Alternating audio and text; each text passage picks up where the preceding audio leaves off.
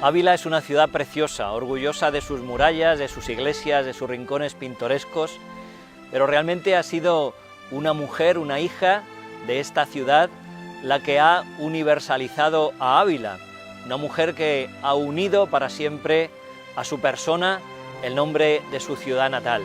Teresa de Cepeda y Ahumada es una mujer extraordinaria, con una personalidad exuberante, una mujer con chispa, con gracejo, inteligente, de conversación agradable, de rostro sereno, de ojos negros, y a juzgar por la admiración que sentían por ella sus primos en los años de juventud, bastante hermosa. Teresa de Jesús fue una mujer apasionada por Dios, valiente en responder a las llamadas acuciantes que el amor de Jesucristo la dirigía para reformar el Carmelo, para devolver como esa frescura evangélica a la vida religiosa nacida a los pies del Carmelo y que los siglos y las crisis la habían arrebatado. Aunque los minutos breves de este programa son totalmente insuficientes para mostrar la riqueza de su personalidad, de sus escritos y de sus experiencias, queremos que al menos te sirvan para gustar algo de lo que la misericordia y el amor de Dios pudo hacer en el alma de una mujer que se le entregó sin reservas, con esa determinada determinación de no volver atrás en el camino de la santidad.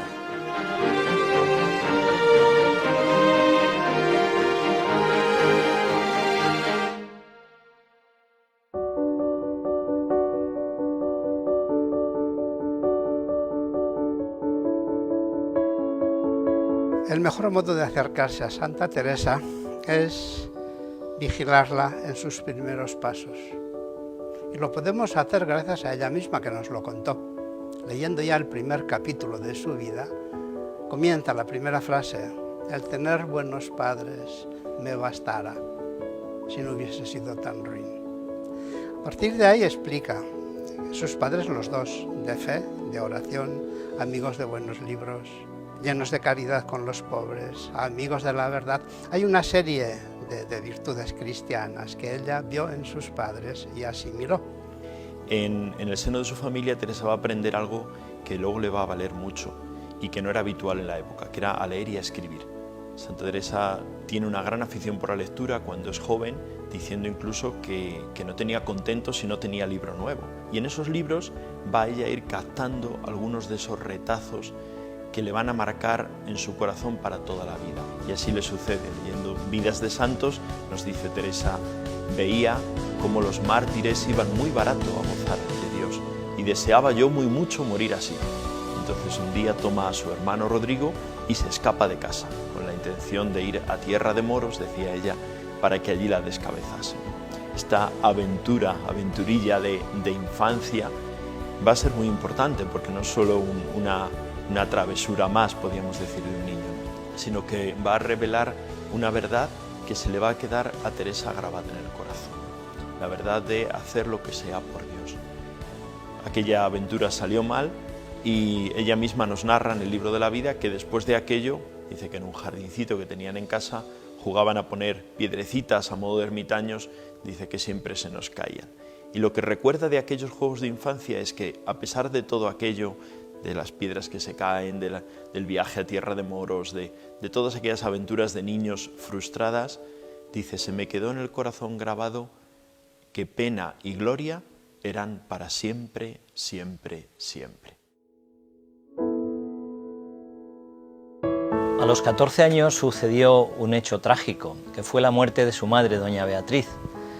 Este hecho tuvo una trascendencia grande porque hizo que se fortaleciera la devoción mariana de Teresa. Como yo comencé a entender lo que había perdido, afligida fuime a una imagen de Nuestra Señora y supliqué la fuese mi madre con muchas lágrimas.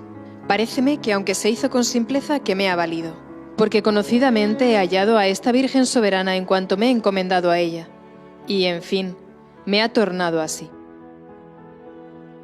Con la muerte de su madre quedó Teresa un poco más desatendida, podemos decir, y sufrió una influencia negativa de sus primos, que tenían pues entrada libre a casa.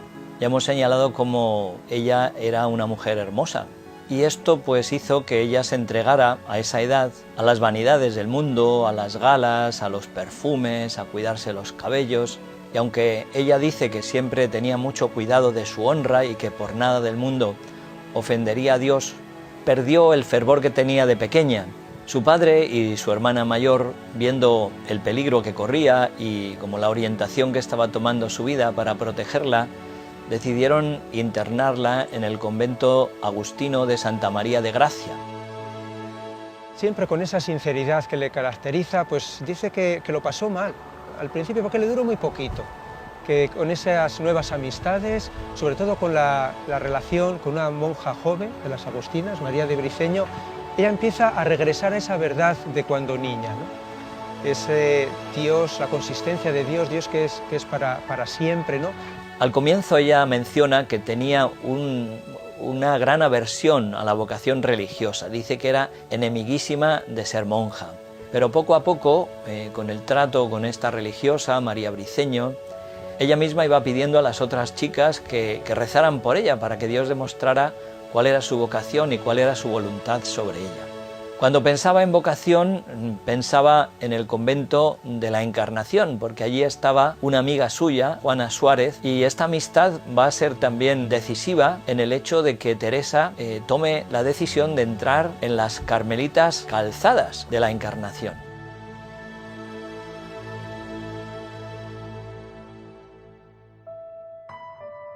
En este momento de su vida, antes de poder ingresar, por enfermedad, su padre la lleva a Ortigosa de la Cañada, donde está su tío, don Pedro de Cepeda, el hermano de su padre. Don Pedro era un hombre profundamente religioso que estaba considerando la posibilidad de entrar en la Cartuja. En el tiempo que Teresa pasa con él, don Pedro astutamente le pide que ella haga lectura espiritual para él. Toda esa piedad profunda, ese deseo de servir a Dios que tenía desde niña, se le volvió a avivar con las lecturas que le proporcionó su tío. Durante este periodo de discernimiento la ayudaron mucho las cartas de San Jerónimo. En esa lucha que ella mantenía la animó, ¿no?, a tener la valentía de dar el paso de responder a la llamada de Dios. Y entonces Teresa, aunque todavía con miedo, le manifestó a su padre el deseo de ser religiosa. Su padre, don Alonso, la quería muchísimo, por eso cuando ella le manifiesta su deseo de ser religiosa y de ser monja, pues él se opone. Y Teresa pues se escapa e ingresa en el convento. No creo será más el sentimiento cuando me muera. Me parece que cada hueso se apartaba por sí. Era todo haciéndome una fuerza tan grande. Aquí me dio el Señor ánimo contra mí, de tal manera que lo puse por obra.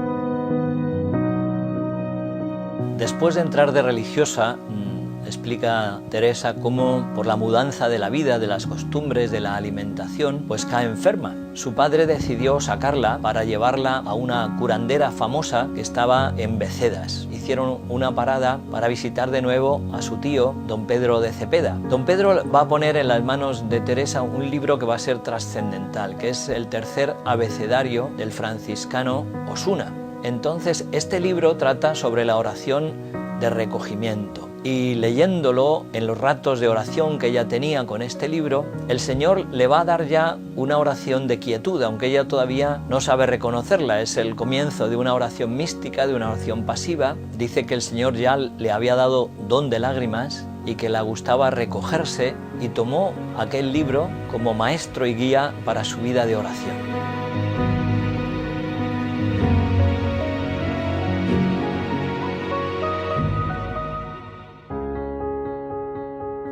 En abril de 1539 llega con su padre a Becedas y empiezan el tratamiento que esta curandera va a hacerle. Después de los 3 meses de tratamiento, entre comillas, que ha tenido con la curandera, está casi muerta. Las purgas continuas, las sangrías, han debilitado su ya debilitada naturaleza. Y el 15 de agosto de ese mismo año colapsa 3 días. Todo el mundo piensa que está muerta, tiene los ojos sellados con cera, la tumba está abierta esperándola en el convento de la Encarnación, pero su padre, don Alonso, se resiste. No está muerta.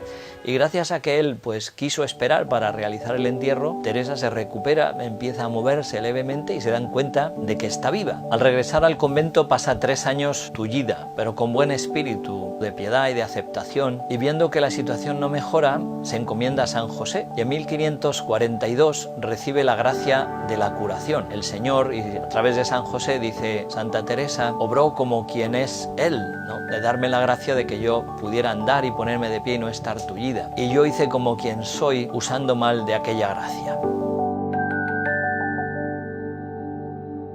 Comienza ahora uno de los periodos más tristes de la vida de Santa Teresa, que va a ser un periodo de mediocridad. Ella reconoce cómo el Señor la ha hecho grandes mercedes, pero cómo ella pues no está respondiendo o no se aparta de los pecados veniales, y de los mortales sí, pero no como debía ser. La gran tentación que tiene en este tiempo es dejar la oración, porque se veía tan imperfecta y se sentía como hipócrita. Entonces el padre Vicente Barrón le aconseja que no deje jamás la oración, y esto va a ser un gran consejo. Como ella dirá más adelante, que no deja la oración, el Señor le trae a puerto de salvación.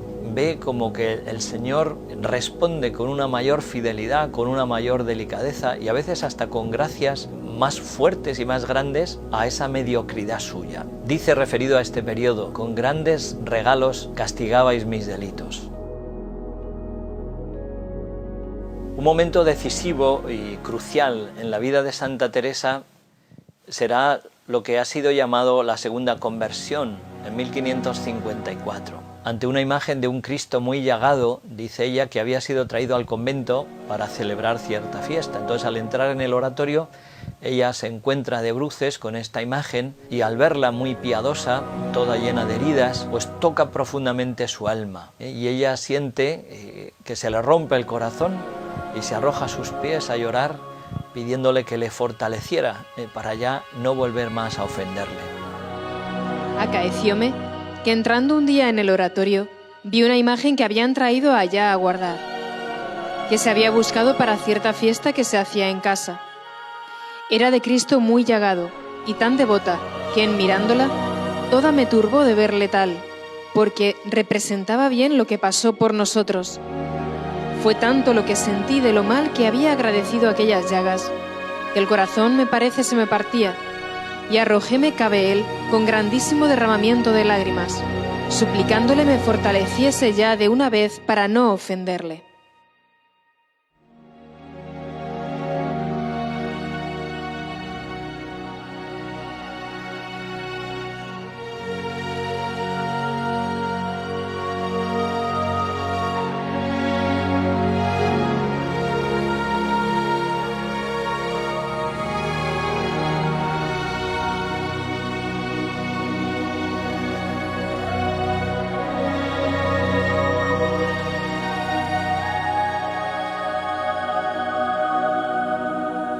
Teresa, a partir de aquí es una vida nueva de vivencia de Jesús, ¿no?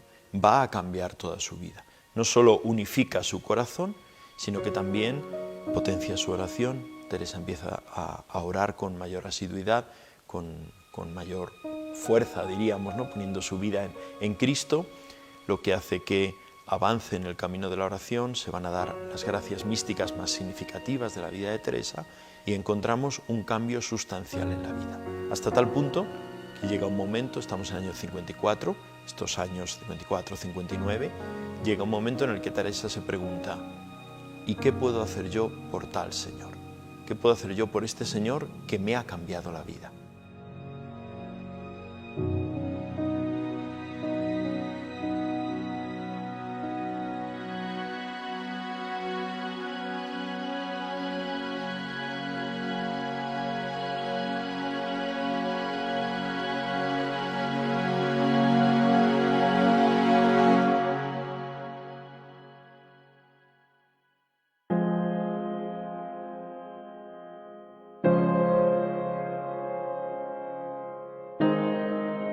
Un hecho importante en la vida de Santa Teresa será que en 1551 fundarán los jesuitas una casa en Ávila, porque ellos van a ser en los comienzos grandes guías en la vida de oración de Teresa. El primero que le hizo de confesor y de director espiritual fue el padre Diego de Cetina, que impresiona porque solamente tenía 27 años y en medio de esta juventud pues tenía la ciencia y la suficiente experiencia como para saber orientar esta vida de esta mujer que estaba recibiendo gracias extraordinarias. Por su parte, el que ella llamaba el Caballero Santo, don Francisco de Salcedo, y un sacerdote, Gaspar de Daza, que eran buenos amigos suyos, le decían que todo lo que estaba recibiendo era del demonio, y esto la hacía sufrir tremendamente.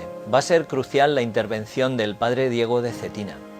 Él va a comprender lo que está viviendo y le dirá ser muy conocidamente Espíritu de Dios. Y él la animaba diciéndole que tenía una gran responsabilidad al conocer las mercedes tan grandes que el Señor le estaba haciendo y que qué sabía ella si Dios quería servirse de su alma y de su vida para hacer mucho bien a otras personas. Y Santa Teresa ve casi como una profecía de lo que el Señor después vino a hacer con ella. En 1557 pasó por Ávila San Francisco de Borja y Santa Teresa tuvo ocasión de hablar con él. Él también la tranquilizó mucho y le aseguró ser Espíritu de Dios todo lo que ella estaba viviendo. Le dijo que hasta ese momento había estado bien el resistir, pero que de ahora en adelante pues ella comenzase su oración con un paso de la pasión y que si el Señor le llevaba y le arrebataba el Espíritu, pues que ella le dejase hacer a él. El padre Juan de Prádanos, otro jesuita, será también muy importante en la vida de Santa Teresa y le ayudará a superar ciertas amistades, ciertos apegos que ella tenía. Se resistía a dejarlos porque decía que no era pecado, pero él insistía en que ella lo encomendara en la oración, que le pidiera luz a Dios y que rezara el Veni Creator. Y uno de estos días, mientras ella rezaba el Veni Creator, pues tuvo lo que ella llama su primer arrobamiento, ¿no? Y sintió como el Señor le decía: de hoy en adelante quiero que trates con ángeles y no con hombres. Otro jesuita, el padre Baltasar Álvarez, también será una gran ayuda para Santa Teresa. Él fue su confesor durante 3 años. Señala Santa Teresa que él tuvo que sufrir mucho por causa de ella, porque a él le acusaban y le ponían en entredicho de cómo estaba guiando y cómo atendía pues a esa mujer que iba perdida. Entonces, todo esto Santa Teresa lo valoró mucho y señala la santidad del padre Baltasar Álvarez en guiarla a ella y en estar dispuesto a sufrir por defenderla.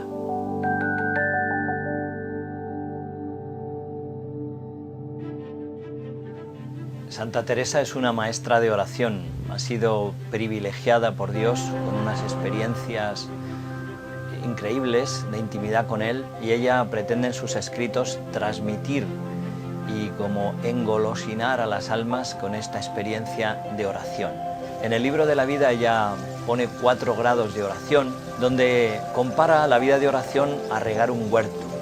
Las primeras fases sería regar el huerto sacando agua del pozo, que es, dice ella, con mucho trabajo, y después habría otra manera de sacar agua con arcaduces o con una noria, donde el trabajo es mucho menor. Después regar usando un arroyo o acequia, donde la tierra queda más empapada, y finalmente regar a través de la lluvia.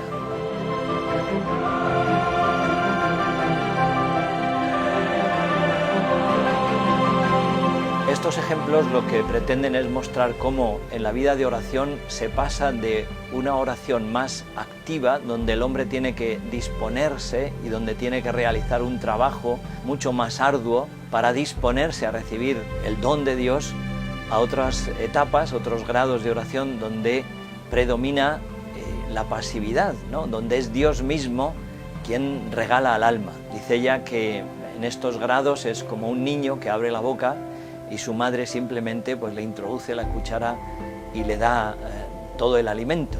El alma no tiene más que gustar lo que Dios está haciendo en ella. El 25 de enero de 1560 tiene Santa Teresa la visión del Cristo resucitado. Dice que es impresionante ver la humanidad glorificada de Jesucristo y que aunque en el cielo no hubiera otra cosa para gozar sino contemplar los cuerpos glorificados y especialmente la humanidad de Jesucristo, que esto bastaría. Y si en esta tierra, ¿no?, donde tan limitadamente se puede gozar, se ha disfrutado tanto y se ha llenado su alma de tanto contento, que será en el cielo poder contemplar para siempre y sin los límites de la carne a esa humanidad glorificada. Otra gracia especialísima que recibió Santa Teresa fue que Dios le permitió ver el lugar que los demonios le tenían aparejado en el infierno y que ella merecía por sus pecados. Y comienza a describir pues los dolores tan intensos que sufría en el cuerpo, pero sobre todo en el alma, ¿no? Una angustia, un descontento, una desesperación, dice que es como una agonía del alma, una experiencia terrible, pero que produjo un gran bien a su alma, porque 1000 vidas daría por librar una sola alma del infierno. Y además en su propia alma quedó un sentido inmenso de gratitud hacia Dios por ver de dónde la había sacado.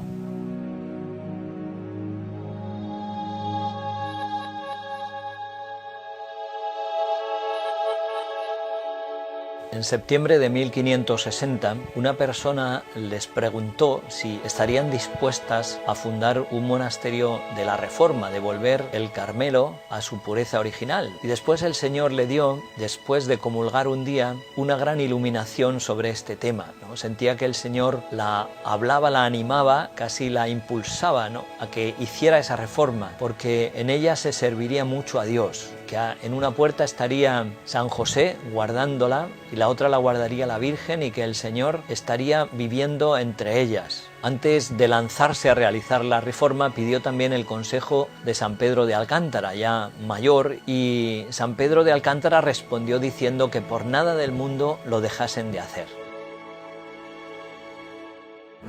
La Navidad de 1561 recibe la orden de ir a Toledo y estando allí recibe el rescripto que da permiso y autoriza la fundación del convento de San José. También estando en Toledo recibe una visita que va a ser importante de la Beata María de Jesús y que había recibido el mismo mes que Santa Teresa la orden del Señor de fundar también un convento de carmelitas reformadas. A través de ella, Santa Teresa descubrió que en la regla antigua se vivía la pobreza estricta, y esto la llevó a pensar en fundar San José sin renta, es decir, sin que las religiosas tuvieran que aportar nada al entrar, sino vivir confiadas totalmente en la providencia. Después de la fundación, pues se lió un revuelo tremendo en la ciudad y en el convento de la Encarnación. Le ordenaron que volviese a dar descuento al provincial, es decir, a explicar las razones por las que había hecho aquello, y ella pues explicó cómo todo estaba en regla, cómo tenía los permisos, y el provincial se quedó más tranquilo. Pero en la ciudad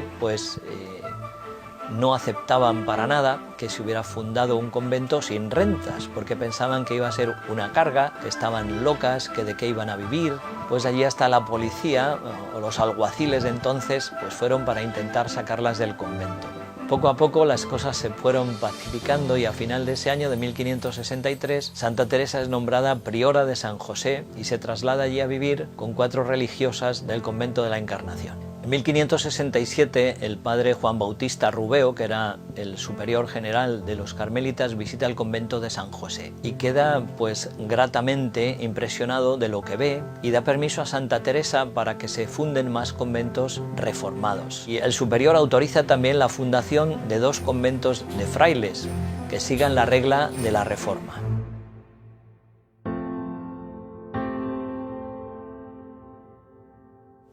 En 1568 se realiza la fundación del convento de Malagón y aprovechando esta ocasión Santa Teresa pide a doña Luisa de la Cerda que envíe el libro de la vida que ella ha escrito para que lo valore San Juan de Ávila. Él con mucha humildad responde diciendo que ha leído el libro no como quien se considera capaz de juzgarlo o de valorar su doctrina, sino como quien sabe que puede aprovecharse de él. En 1568 conoce a un carmelita calzado, joven, el padre Fray Juan de Santo Matías. Con él y el padre Antonio de Jesús fundará el primer convento de los carmelitas descalzos en Duruelo.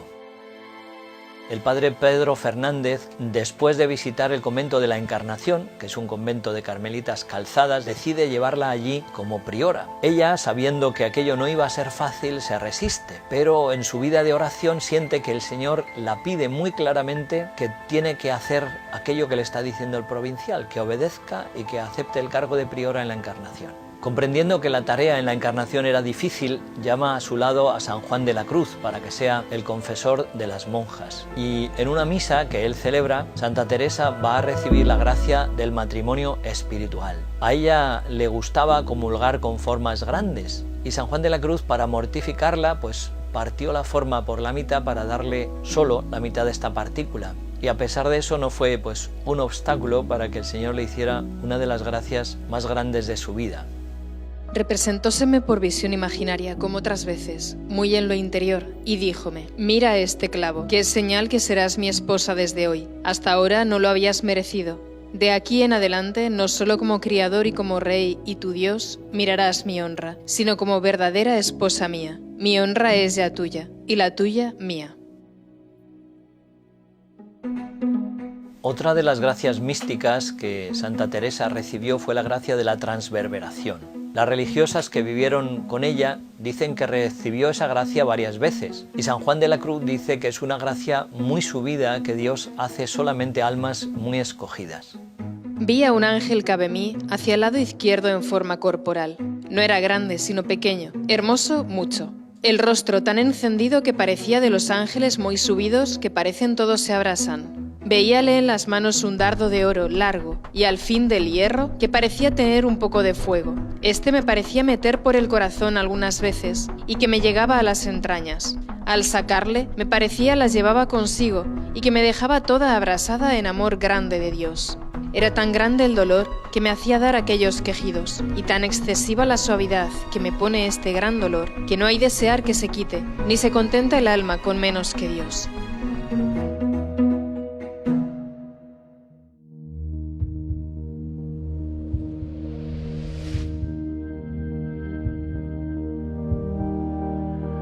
En 1577 va a comenzar otra época turbulenta, una época de persecución dentro de la misma orden. Hay una serie de cartas que el superior general le envía a Santa Teresa y ella responde, pero esas cartas no llegan a tiempo. Entonces, el hecho de que esas cartas no llegaran es interpretado como una desobediencia. Y el padre general envía al padre Tostado como visitador a España, pero con una intención de suprimir prácticamente la reforma que estaba apenas comenzando. San Juan de la Cruz, que estaba como confesor en el convento de la Encarnación, es apresado y llevado a Toledo, donde pasará 9 meses encarcelado en el convento de los mismos calzados. Un hecho decisivo es el cambio de nuncio. Ahora llegará Felipe Sega, que será totalmente contrario a la reforma y que dirá de Santa Teresa una frase que luego se ha hecho famosa, ¿no? Fémina inquieta y andariega, desobediente y contumaz, que sobre pretexto de devoción anda extendiendo malas doctrinas. Evidentemente este va a ser un tiempo de un profundo sufrimiento para Santa Teresa. Ella pues se mueve y usa pues todos los amigos, los contactos, las influencias que tiene para intentar obtener desde Roma la separación, ¿no? La independencia entre los carmelitas calzados y los carmelitas descalzos. Y en 1580, con el breve Pia Considerazione, pues se produce definitivamente esa separación que dará vía libre al crecimiento de la Reforma.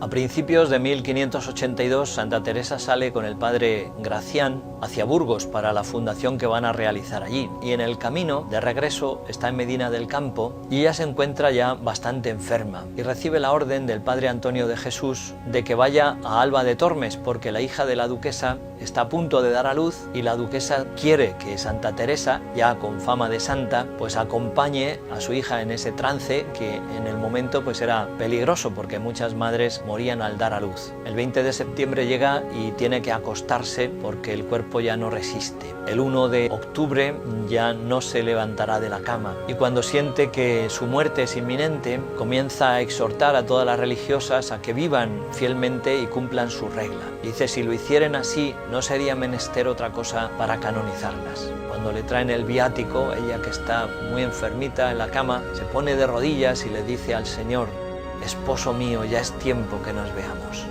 El 4 de octubre de 1582 muere Santa Teresa en Alba de Tormes. Uno de los sentimientos que alegraron el corazón de Santa Teresa al morir fue el morir hija de la Iglesia. Toda su fundación tenía como objeto acompañar, sostener a aquellos que estaban luchando por defender la pureza de la fe en esos momentos donde la Reforma protestante está arrastrando a multitudes lejos de la Iglesia y a seguir la herejía. Entonces, para esta mujer que ha entregado su vida por la Iglesia con la oración y la penitencia, pues es una paz enorme el morir reconocida por la Iglesia, ¿no? Viendo que la Iglesia reconoce como suyo todo lo que ella ha hecho para servirla.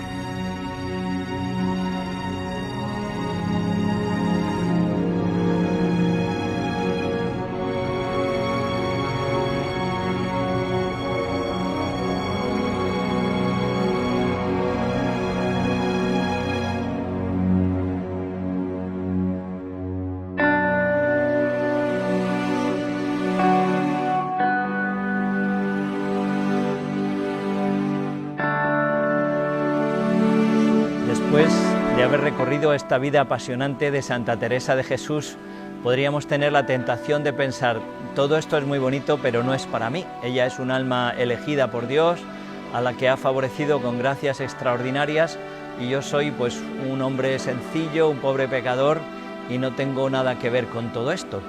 Pero Santa Teresa nos dice en sus obras que lo que ella pretende es engolosinar a las almas, ¿no? Abrirnos un horizonte de plenitud de la vida cristiana y de la vida de oración.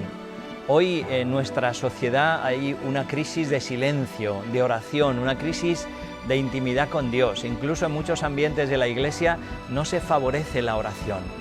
Y la oración es el único camino para llegar a una intimidad verdadera y profunda con Dios.